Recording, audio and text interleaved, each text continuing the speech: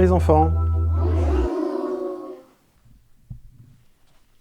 Je m'appelle Nathan. Pouvez-vous vous présenter? Je m'appelle Pascal Rousseau, je suis le gérant et le créateur de l'entreprise Espace Urbain qui a été créée en décembre 2011. Nous sommes basés au sud de Caen, à Castines-en-Plaine, à côté de Solier, Bourguébu. Nous sommes fabricants de mobilier urbain en plastique recyclé et nous employons entre 20 et 25 personnes selon les périodes de l'année. On a un petit peu d'intérim également. Je m'appelle Timothée. Quels sont les différents métiers qui existent au sein de votre entreprise? On va plutôt faire ce qu'on appelle de la menuiserie, mais on a aussi une équipe commerciale, on a un bureau d'études puisqu'on va faire du sur-mesure, et on a également des personnes qui s'occupent de tout ce qui est logistique, donc tout ce qui va être expédition, transport, gestion des envois de produits et des livraisons de matières premières avec les transporteurs.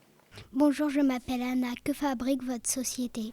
Alors, nos sociétés fabriquent du mobilier urbain, des tables de pique-nique, des bancs, des bacs à fleurs, des poubelles, des abris de jardin.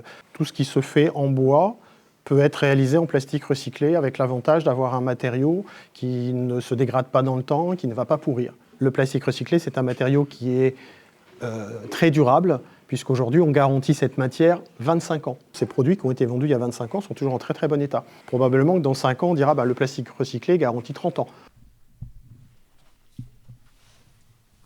Je m'appelle Inaya. Comment avez-vous eu l'idée de créer cette entreprise? On nous a proposé des planches en plastique recyclé, telles que celles qu'on a ici, et on s'est dit, ça serait intéressant de pouvoir proposer du mobilier urbain à partir de ces planches, donc un matériau sans entretien et qui recycle des bouteilles. Bonjour, je m'appelle Lina. Combien de temps faut-il pour fabriquer un produit? Un banc, ça va être entre 2 et 3 heures. Une table de pique-nique, ça va aller entre 3 et 5 heures. Pour faire un abri de jardin, il va nous falloir à peu près une vingtaine d'heures. Je m'appelle Lucas. Quel type de déchets recyclés utilisez-vous pour créer vos produits? Principalement 2 types de déchets. Donc du déchet ménager, c'est ce que vous mettez dans les bacs jaunes, dans les poubelles de tri. Et puis il y a également ce qu'on appelle le déchet industriel. Des pièces ratées vont avoir des fins de série, vont avoir des changements de couleur, et qui donc vont être pour nous réutilisées et transformées pour faire ce que je vous ai amené ici. Vous voyez, ça c'est des petits copeaux de plastique qui ont été préalablement séparés, triés. Donc là on va utiliser une seule catégorie de plastique qui va ensuite être fondue avec un colorant pour obtenir des planches. Et entre autres, aujourd'hui, on a 8 couleurs différentes. Ce sont des produits qui sont ce qu'on appelle teintés dans la masse, c'est-à-dire que dans le milieu comme sur l'extérieur, on a la même couleur. C'est vraiment une couleur qui est uniforme et qui est homogène. Bonjour, je m'appelle Sacha. D'où viennent ces déchets? Alors, ils viennent un peu de partout. Aujourd'hui, le déchet circule beaucoup. Ça n'est pas nécessairement du déchet régional, donc ça va être des déchets qui viennent d'un petit peu partout, en France et en Europe. Bonjour, je m'appelle Maëlle. Combien de bouteilles recyclées utilisez-vous par an? L'équivalent de 400 tonnes, ce qui représente à peu près entre 12 et 14 millions de bouteilles. Seulement 30% des plastiques qui sont récupérés sont réellement recyclés. Le banc sur lequel je suis assis, là, aujourd'hui, 2500 à 3000 bouteilles. Une table de pique-nique, c'est à peu près 5000 bouteilles. Je m'appelle Amir. Est-ce que vous utilisez tous les types de bouteilles? Les bouteilles d'eau minérale ne sont pas réutilisées, nous, dans nos productions. On va utiliser donc principalement tout ce qui est donc ce qu'on appelle les polyéthylènes, polypropylènes. Ça va être des bouteilles de shampoing, bouteilles de soda. Je m'appelle Gabriel. Quel autre matériel non recyclé utilisez-vous pour fabriquer vos produits? Alors sur certains produits, certaines productions, on va intégrer des éléments en métal. On va faire des poubelles de ville, des corbeilles, sur lesquelles il va y avoir par exemple un arceau métallique. Je m'appelle Basile.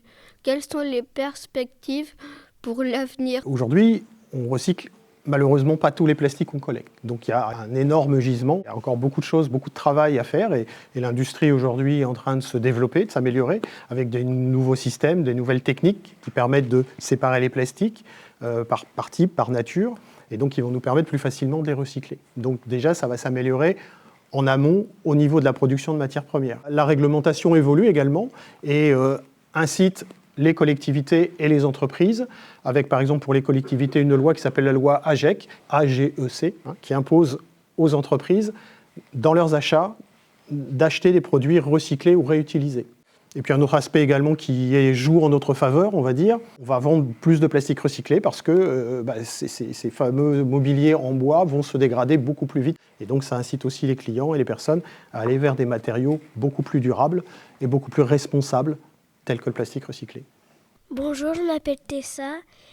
Quel est l'impact de votre société sur l'environnement? Toutes nos chutes de production, c'est-à-dire tous les petits morceaux qui vont rester une fois qu'on a coupé et travaillé une planche, par exemple, pour faire une latte de banc, et bien, tous ces petits morceaux-là, on va les mettre de côté, on va les renvoyer chez notre fournisseur qui va les broyer, les refondre et refaire de nouvelles planches avec. Travailler avec des fournisseurs qui ont un impact sur l'environnement le plus réduit possible. Et puis bien sûr, on recycle nos papiers, on met des lampes avec un éclairage le moins consommateur possible. Donc voilà.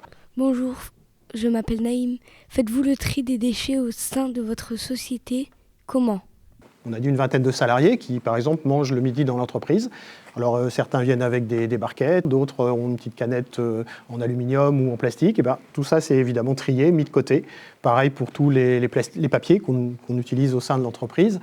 Maintenant, ce qu'on essaye de faire aujourd'hui, c'est ce qu'on appelle la dématérialisation. On envoie les factures à nos clients en email, pareil pour les devis, pareil pour notre documentation qui va être en ligne sur notre site internet. Et donc les clients peuvent la consulter sans qu'on ait besoin de leur envoyer par la poste un catalogue papier. Je m'appelle Cyrine. À qui vendez-vous vos produits? Nos principaux clients aujourd'hui, ça va être donc les collectivités locales, les écoles. On va souvent nous solliciter pour mettre en place des bancs, des tables, des espaces de jeu en extérieur, le conseil général qui gère les départements, qui gère les collèges par exemple.